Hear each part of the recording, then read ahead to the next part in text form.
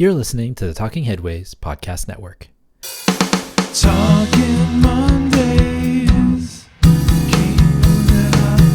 Keep moving on. Talking Mondays. Keep moving on. Keep moving on.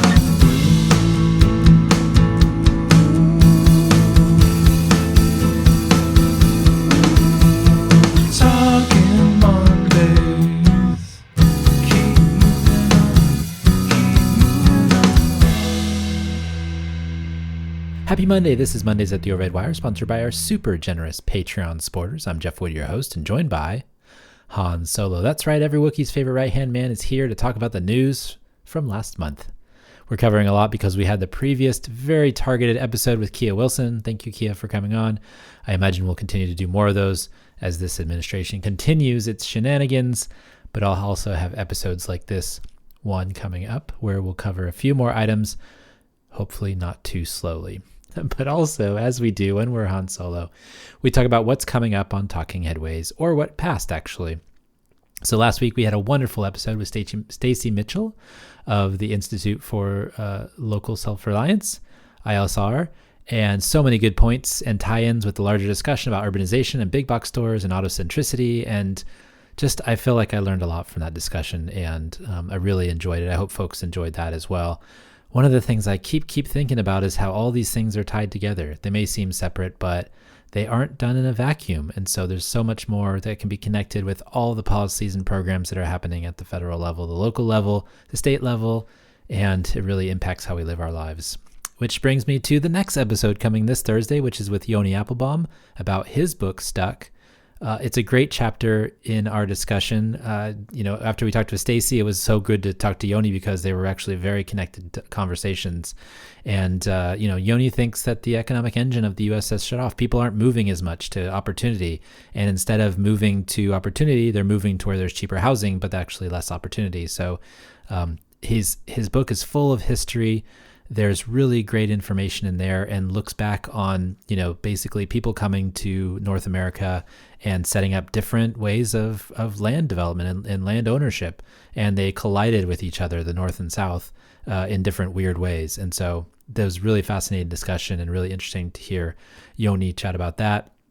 We're also talking with our good friend Yona Freemark coming up soon this Thursday, and we'll do our annual review show. I'm looking forward to that. I've also got books on my shelf from Kyle Paoletta, Alexis Madrigal, Anthony Flint, and Kiwi scholars Claire Freeman and Etienne Nell about their book, Planning for the Caring City. I'm also set to talk with folks from Fort Worth, Texas, and Leah Rothstein is going to come and join soon. She wrote a book recently with her father, Richard Rothstein, who is well known for The Color of Law, which is a very popular book that we didn't actually end up covering at the beginning when it came out, but I'm sure we'll read it and cover some of that with the new book that's coming. And so lots of great guests, lots of great discussions coming. And if you missed the last few Talking Headways episodes, go back and listen in.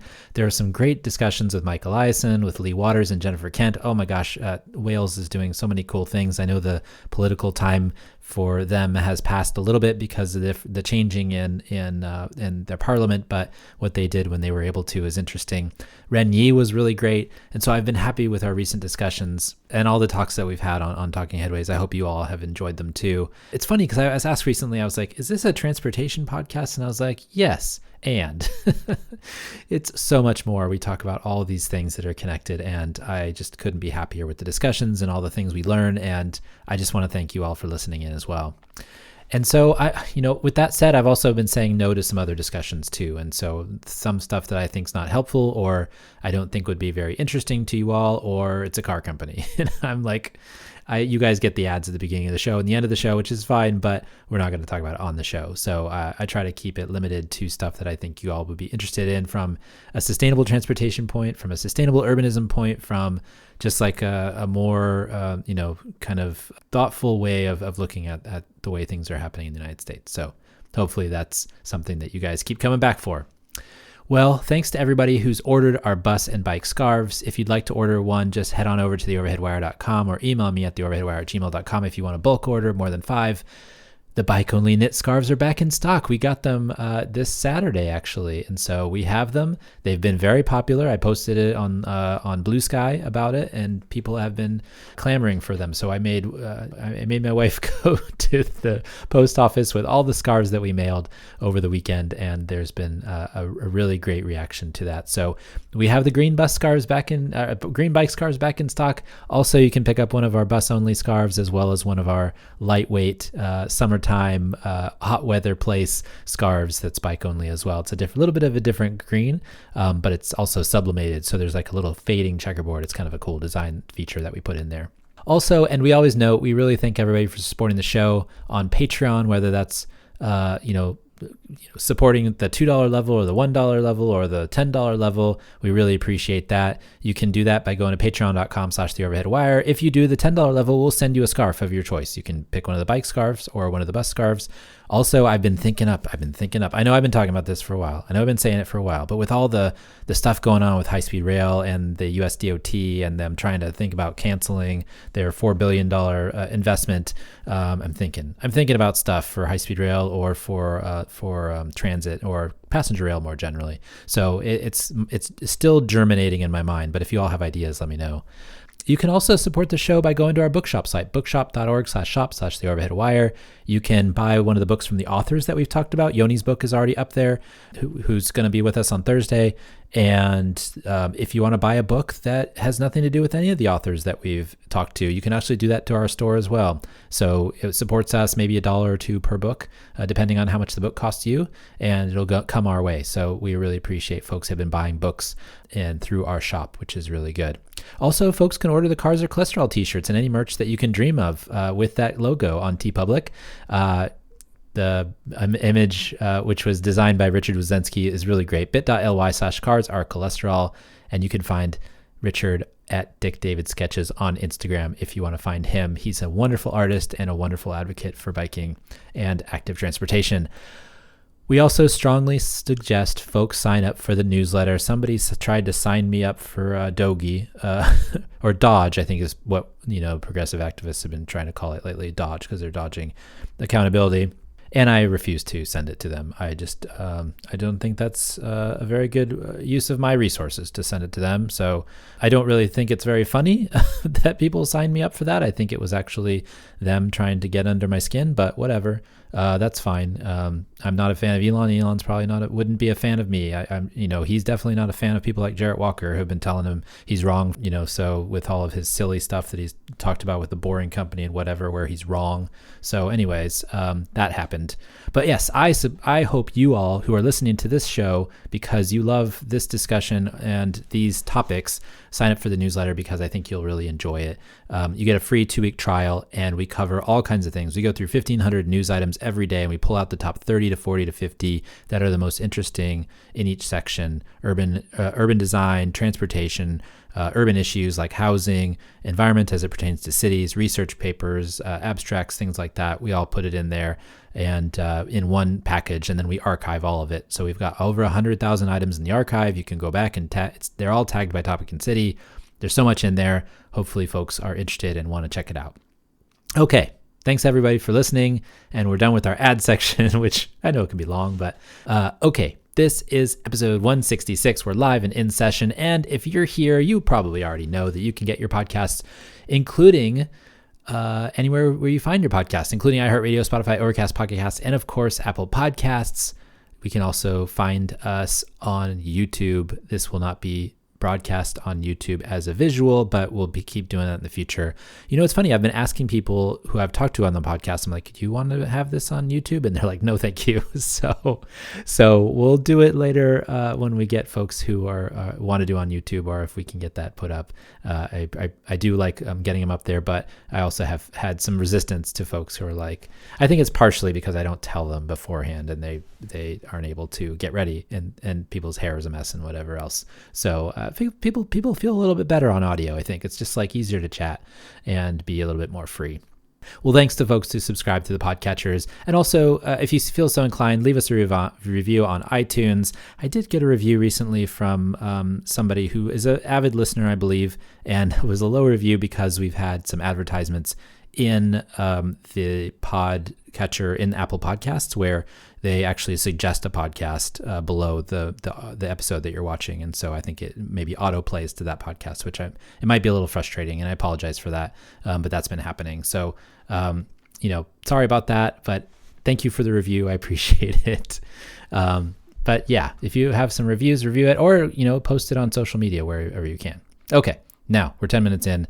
Here we are talking about the news. Here are the few of the stories that piqued our interest from the newsletter in the last few weeks.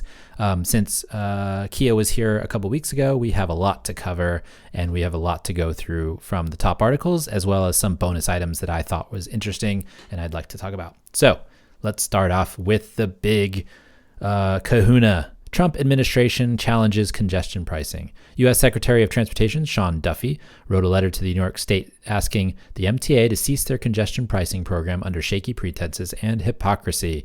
The MTA almost instantly filed a lawsuit back to stop the USDOT from getting its wish, and observers believe they have a good shot at pushing back against this clear overreach. In announcing the secretary's letter, Trump referred to himself as king. This was by Gersh Kuntzman in Streetsblog New York City. So they wrote a letter to New York State. The governor vehemently this time defended congestion pricing, which, by the way, is working. It's working very well. It's working so well that people who are driving and paying the fee are very excited to have it, because it allows them to cut 50% off of their time traveling in the cordon, which is amazing. There's more people on the subway. There's more money for MTA. There's more benefits for everybody. It's awesome. So I don't know why the mayor or the governor of New Jersey is against it. I know why Josh Gottheimer is against it, because he's a moron.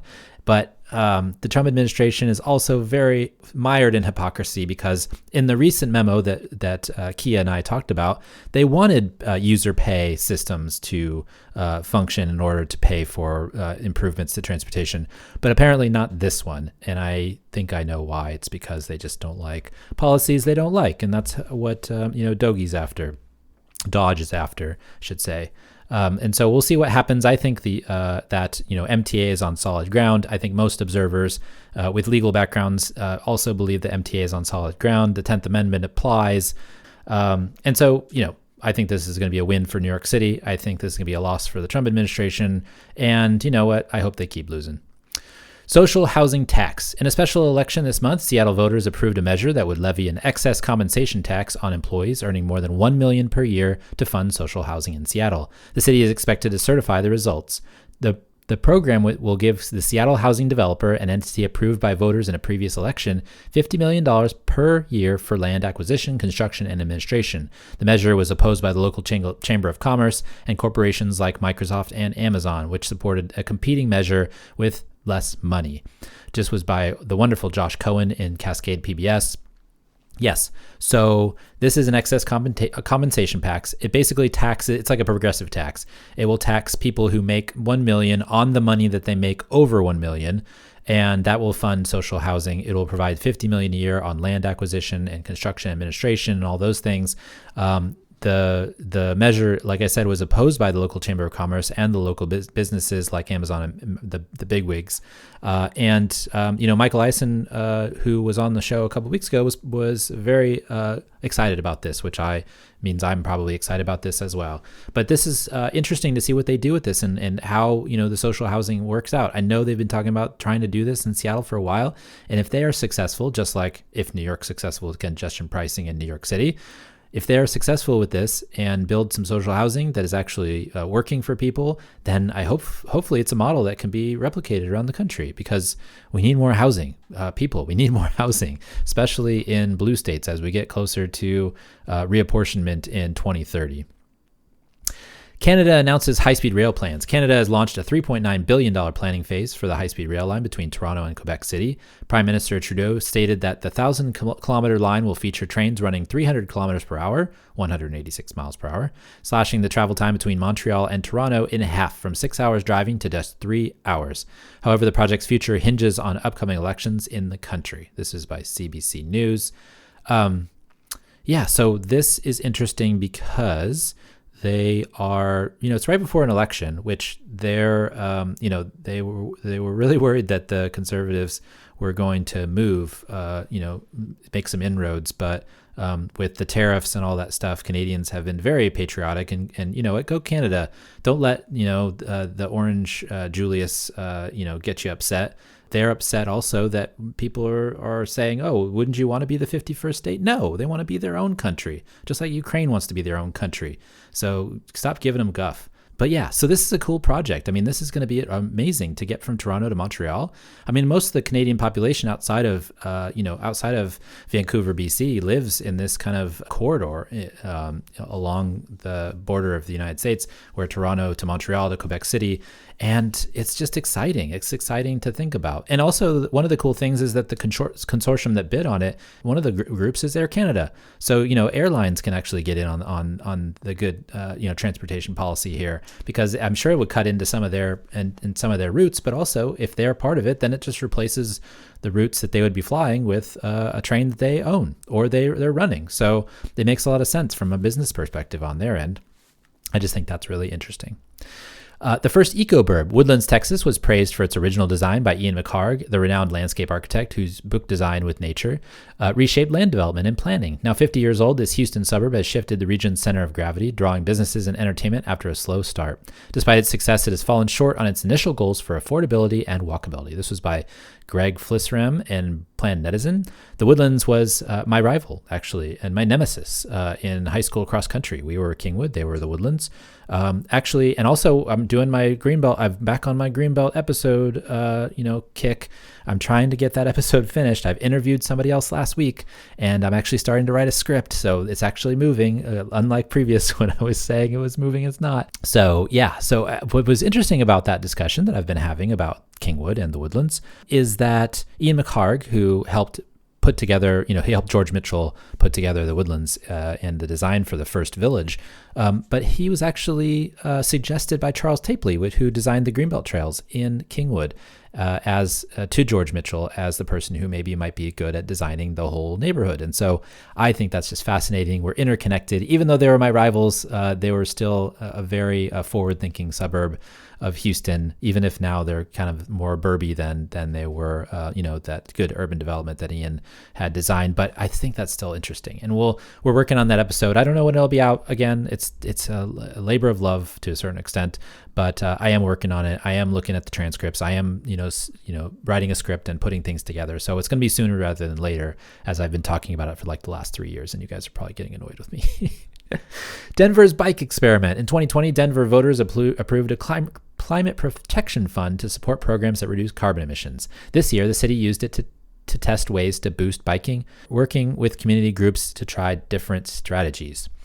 The most effective one was a $1 per mile incentive for replacing car trips with bike trips, and many riders kept biking even after the program ended. This was by Kyle Harris and Denverite. So this was cool. They took their climate protection fund funding and they got people to bike, which will reduce emissions. That's awesome.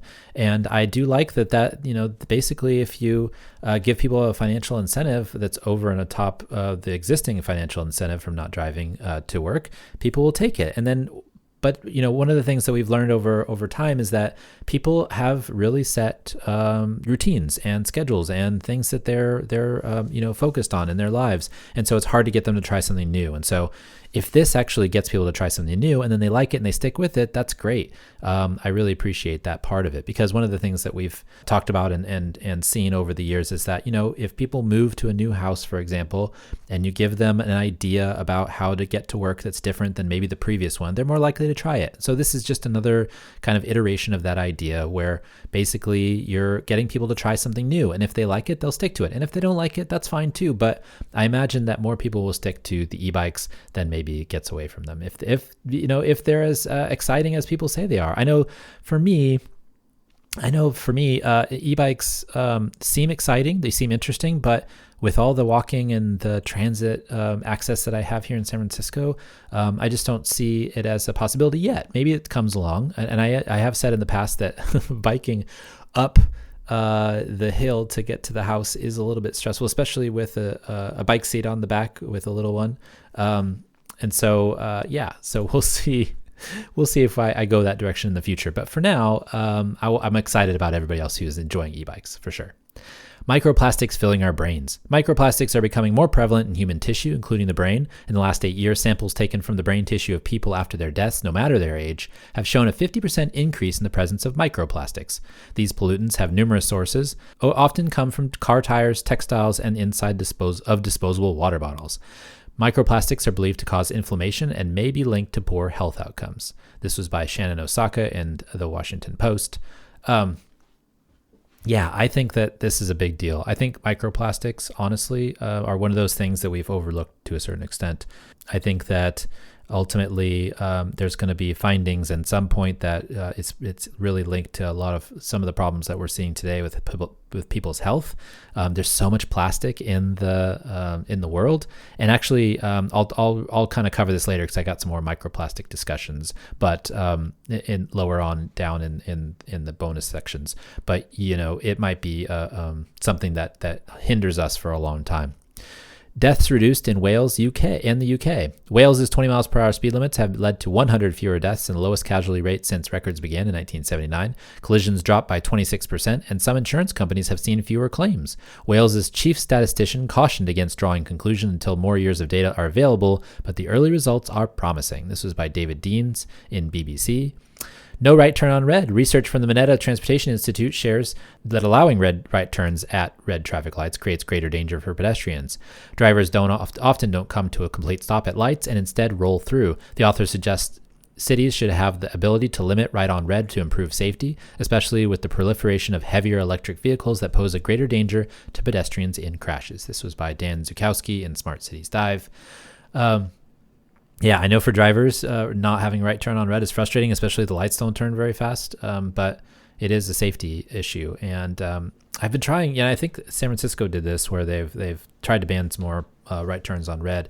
And if I am driving a car at some point for some reason, whether I borrowed it or whatever, that's something that comes up is the right turn on red when I'm at a light, and I have to remind myself, okay, this isn't a thing here. This isn't a thing here. And I think that might take some adjustment for folks, but it will be safer because there are dangers from not being able to see people walking across the street as you're taking that right. Are capital gains creating housing issues? A 1997 capital gains tax set limits on the exclusion homeowners receive on value appreciation from a sale, but with a $500,000 cap for couples and $250,000 for individuals, rising home values and high interest rates may discourage many, including older adults, from selling. This was by Glenn Luke Flanagan in Fortune magazine. So I think this is probably just like the golden handcuffs thing where there's so many little factors that are keeping people from selling their houses or from buying houses. The golden handcuffs being the really low interest rates that people had for so many years that now are gone. And one of those things is apparently this cap on capital gains, which if you bought your house a really long time ago, you're going to have a lot of capital gains because housing prices have gone up, which means that maybe people won't sell because they are worried about paying a ton of tax. Instead, we'll wait until later on. And so maybe that's keeping people from selling. There's a lot of little issues keeping people from selling. I think one of them is maybe that. And I think the interest rates. And then also it's just housing is expensive. So it's hard to buy a new house that might be as good as your old house if you're getting rid of the one that you're in now. Solving America's trash problem. The U.S. produces more trash than most countries, leaving two bad options for dealing with our waste: burning or burying it. As Miami-Dade County debates replacing an incinerator damaged from a fire in 2023, a zero-waste plan faces state roadblocks, and residents near the old site push back against the mayor's proposal for a new waste-to-energy facility. Shipping the waste elsewhere seems like the only politically feasible alternative. This was by Nicholas Rivero in the Washington Post. Washington Post talking about Miami. It was a really good article, though. This is one was very popular with people. I think that's really interesting. Basically, one of the things that started the environmental justice movement so long ago was the placement of waste disposal plants in parts of Houston that were minority neighborhoods. And Dr. Robert Bullard, as I might have mentioned in my last podcast, that's one of the reasons why he started his studies on environmental justice, is because they were getting the disparate impacts of this waste disposal. And so, when there's incineration and you're burning trash, that's probably not the best way to do it from a environmental perspective, but it also might be a better solution than burying it to a certain extent for some folks. And so the article goes through this about how, each one has its own drawbacks, but each one also has some positives to it. And there's no good options. The proliferation of trash is one thing that continues to this day, that I think people just kind of put out of sight and out of mind, because once you throw your trash away, it's gone, but it's really not gone. It just went somewhere else. Okay, that's it for the main items. This is the bonus items. This is the items that I thought might be interesting to folks, even though they weren't the most clicked in the newsletter. Caltrain has found that due to regenerative braking, the fleet is going to save the agency $3 million a year in energy costs from original estimates. With credits from the state for clean energy use, the agency's fuel costs will be lower than the previous diesel fleet. This is by Metro Magazine. That's interesting that, they've gotten a higher ridership. They're saving money on fuel. It seems like we should electrify more transit lines. For over a century, black homeowners have been pushed by the finance industry into higher mortgages and into undesirable locations. The result is a higher housing cost and greater risk from climate disasters that are now intergenerational. As insurers back away from higher risk, the impacts on black communities are being amplified again. This was in Time Magazine. Yeah, for so many years, black buyers were forced into certain neighborhoods, and those certain neighborhoods were in low-lying flooding aareas, and those flooding areas are now the subject of insurance pullbacks. And I don't know what the answer is per se, because the insurance companies and the risk that folks have in these areas is very high. The only thing might be manage retreat in some way that gets folks to go to new neighborhoods and new areas, and stops people from continuing to live in these areas that are really high risk. But at the same time, it's disproportionately falls on communities of color. That can be a problem because of how many people had been forced into those areas when they were first buying homes, or when their parents were first buying homes. So it trickles down over time into the community and into people's basically timelines and their family trees. Languages that hold specific information about ecosystem maintenance and ways of life are disappearing due to climate change. Saving them isn't just about words, but preserving knowledge that was curated over centuries and could be lost forever. This was in NOMA magazine.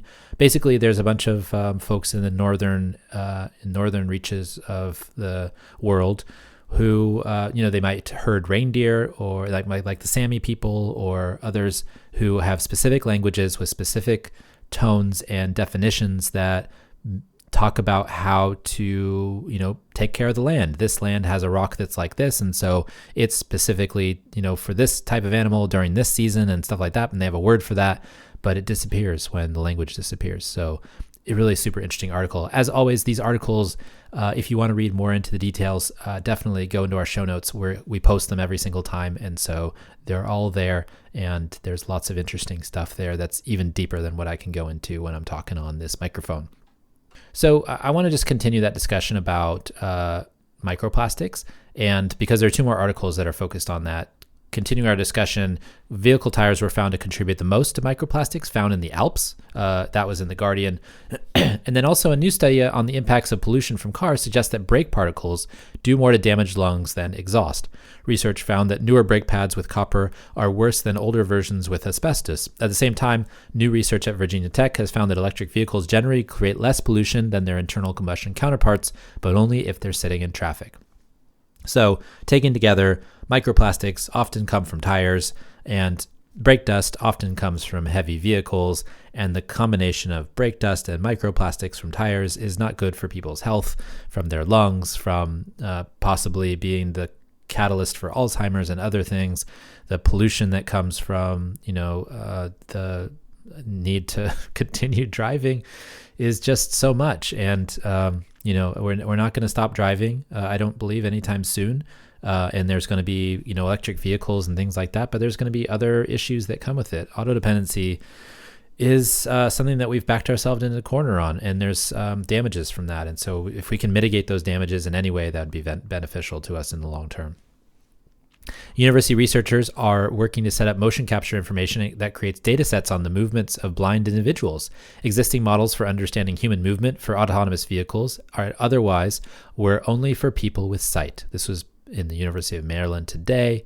I find that really interesting. So basically, they're creating data sets for autonomous vehicles to understand how blind people move, because the data sets that they have so far only exist for people with sight and how they move. And I find that really interesting, because if you've seen somebody who's visually impaired walking across the street, you know that they have their cane, or they have their dog, or they have some way that they figure out how to get across the street. They might be slower, or they might be a little bit more deliberate in how they walk, not unlike somebody who's sighted. And I think that's really interesting that they're creating these data sets, very particular. Again, go to the show notes to check out this article. There's really cool stuff in there.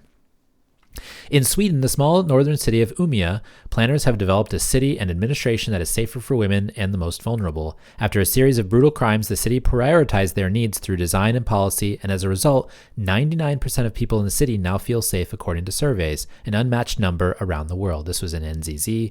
This article was great, basically talking about how if you prioritize safety from the folks who feel unsafe, you can have really great outcomes. And places like Zurich and other places in Switzerland, they only have like a 66% safety polling.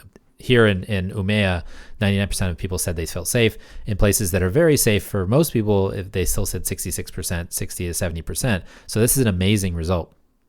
And what they did was they did little things. They did little things with lighting. They did little things like making their like less corners that can be hidden behind when walking under overpasses. They, in parking garages, they made the elevators glass and the surrounding area glass so you could see all around you. Little design things could actually make things feel much safer and less scary to most people.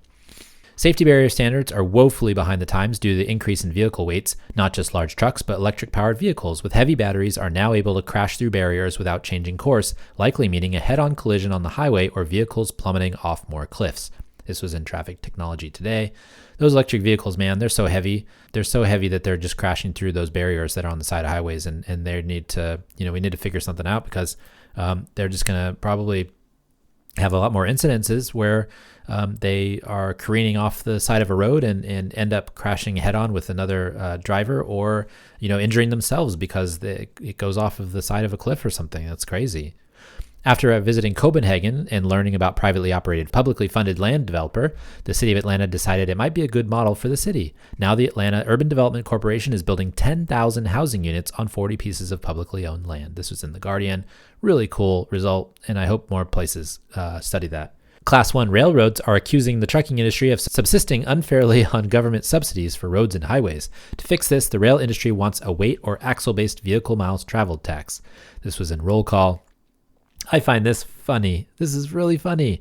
Class 1 railroads accusing the trucking industry of subsidies, as if the initial railroads were not subsidized by the federal government giving people land grants. But they do have a point to a certain extent that roads were really, really over-subsidized and really have helped trucking take off, and it makes the competitive advantage disappear. And the disinvestment that the Class 1 railroads have done to themselves also gives them a disadvantage too. I mean, they've gotten out of a lot of markets because of the way that they've basically gone for profits and for value more than anything else. And you can say a lot about people like Warren Buffett, and he's made a lot of money off of the railroads, but for one of the things that they did was they cut off their nose despite their face on a lot of issues.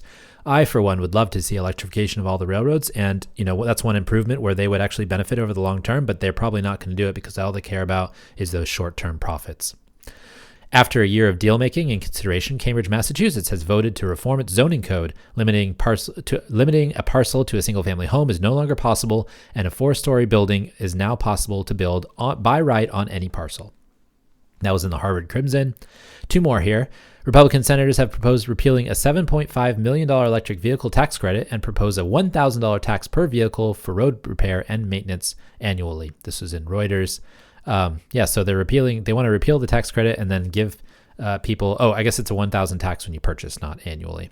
$1,000 tax when you buy a electric vehicle because, it's an electric car, and it is heavier, and it does, create more maintenance, but you could probably figure out a vehicle miles travel tax or something that's better than a tax on the purchase of the vehicle initially. Although I wouldn't mind $1,000 tax per vehicle, but might not make it even because of the climate change impacts of an internal combustion engine. I saw a study recently that said that electric vehicles don't quite pay off until after about 20,000 miles in terms of their overall total carbon footprint compared to the internal combustion vehicles, which is fine. So there's a benefit long-term to people, but at the same time, I don't know if we should be taxing the vehicles separately because there is a greater impact from the internal combustion vehicle over time, even if they are paying gas taxes. And finally, In Cairo, a city of garbage has become the envy of the world, recycling more than 80% of the materials that are disposed of there. Contrast this to Germany, which has one of the highest recycling rates in the world at 66%. 100,000 residents in this area are involved in garbage and recycling-related activities. This was in African Arguments. Interesting stuff from around the world. Sometimes stuff pops up and I'm just like, oh, that's cool. I don't know exactly how that works. Specifically, there's a really good piece about it. And I read it, but now I forgot exactly the details. But there are people that live in these houses, and the trash gets distributed, and people, break them down into their pieces and parts and recycle them to use again, which is really fascinating. And then finally, as Carter Lavin also always tells us, make sure we have a call to action on some of these items that we've talked about. If you are worried about any of the things that are happening around the United States today, feel free to call your representatives. They are getting incredibly huge amounts of calls that are basically telling them that this is a 5-alarm fire about what's going on right now in the federal government. So call your representatives, your House representative, your senators, call local folks too. I mean, maybe, at the state level, at the local level, give people a call and be like, hey, I don't like this, or this is what's happening, get involved. I've been calling my representative. I know that, I fatigue of it a little bit because I'm like, oh, do I call them again or do I email them again? But, it's really necessary if you're worried about what's going on, specifically about all the cuts to HUD, to DOT, to EPA, to FEMA, all these agencies that do really good work. I know that there's a lot of frustration about pushing back on that. So this is one of the ways you can do that and let them know that you're frustrated about that. And that has, effects on all of the stuff that we talk about today, all the transportation policy stuff, all the urban design policy stuff, anything that, we mentioned today, this all trickles down to that. And so I think that's really important. Okay. This week and every week, I want to thank our generous Patreon supporters. You guys are awesome and keep the show going by listening and supporting each month. This show and Talking Headways really wouldn't be here without you, so thank you very much. And you can support the show by going to patreon.com/theoverheadwire. $2 a month will get you some stickers, a handwritten note, and a really cool stamp. And $10 a month will get you our bus-only or bike-only scarf. Also, I want to mention we did produce an audiobook version of Raymond Unwin's 1909 classic, Town Planning and Practice. And if you want to get your hands on one, go to raymondunwin.com. You can get it as a podcast. Each chapter is an episode. It's a really cool way to digest a really interesting old book. And also, listener questions and comments. If you have any comments or questions, feel free to tweet at us or comment on any social site where the podcast appears, or feel free to email us at theoverheadwire@gmail.com. If you have any questions, shoot them over to theoverheadwire@gmail.com. Thank you to folks who have emailed and appreciation, saying thanks for doing the show, thanks for doing the newsletter, all those things. I've gotten a lot of those lately, and I really do appreciate it.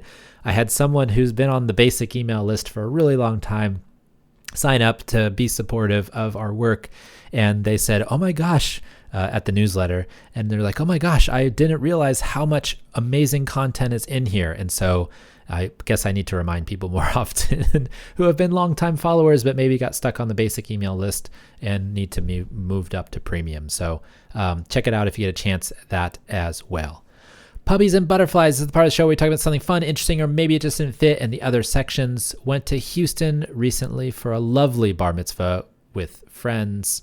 I saw some old friends that I haven't seen in a while. Visited my old house in Kingwood, and it was great. It was great to go see the old haunts, but also it reminded me that there's friends everywhere. And so it was fun to dance and to get away from things for a little bit, to have fun with my family, to, with my wife and my daughter, and to just kind of see old friends and have good conversations just about silly stuff, so that was really fun. And, I've been watching a lot of TV. Andor, the trailer got released today. That's going to be huge. When that comes out, I'm sure we'll be talking about that. I'm going to try to get Jeff Munowich on back again for our May the 4th, May the 4th be with you episode. I need to have Jeff in here and we need to talk some Star Wars, but, Andor's coming up. And then also I have this one little article item, that was really interesting from a couple of weeks ago that people really loved on Blue Sky. With some planning, doctors in Hyderabad, India were able to transfer a heart from one hospital to another 13 kilometers away in just 13 minutes using the city's subway. Oh my gosh. that is the thing that I have been dreaming of forever. One of those things when you're a kid, I'm like, oh, you know what would be really cool? Would be one of those people that transplant, that moves organs from one place to another. You could turn on your lights and go really fast. And then nowadays I'm like, well, I don't really want to go that fast. But this is cool. The subway is the great equalizer in Hyderabad, where it's going to take a half hour, an hour, or 50 minutes or 2 hours to get from one side of the city to the other with a heart. Let's use the subway. It'll only take 13 minutes if we plan it right. So great. Well, you can find me on Blue Sky at theoverheadwire.com or theoverheadwire.com. Blue Sky, you can change your name to be your URL, which is really cool. You can find me on Mastodon, the Overhead Wire, at sfba.social. I'm on Instagram and Threads, though I've been posting there less. Blue Sky's got the juice. I'm on LinkedIn as well. I'm also on Substack at the Overhead Wire if you want to just read the intros to the newsletters that we have. And then also, I'm everywhere. If there's the Overhead Wire, I'm everywhere. I haven't been looking at Twitter lately. I've stopped posting there. I even had some automated posting that was happening there that I turned off as well. I just can't support the guy who says that his tunnels are better than a subway. Sorry, can't do it. And all the other things he's doing as well. So thanks for joining us at Mondays at the Overhead Wire. Thanks to our generous Patreon supporters for sponsoring this week's podcast. Thank you all for listening. Another week, another fun time. We'll see you next time. Talk